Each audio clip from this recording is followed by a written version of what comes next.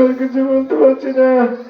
আমার যদি কোনো পাওনা দাওনা আমার এই বাতিদার উপর কেউ থাকে, আমি আছি, আপনারা আমাকে জানাবেন, আমি তো পরিশোধ করে দেব।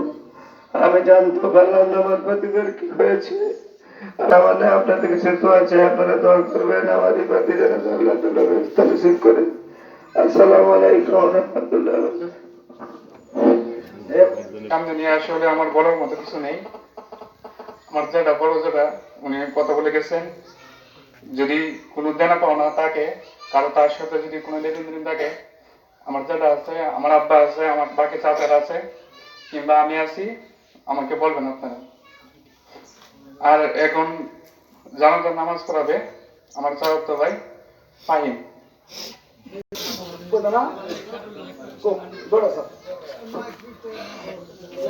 আসসালামু আলাইকুম।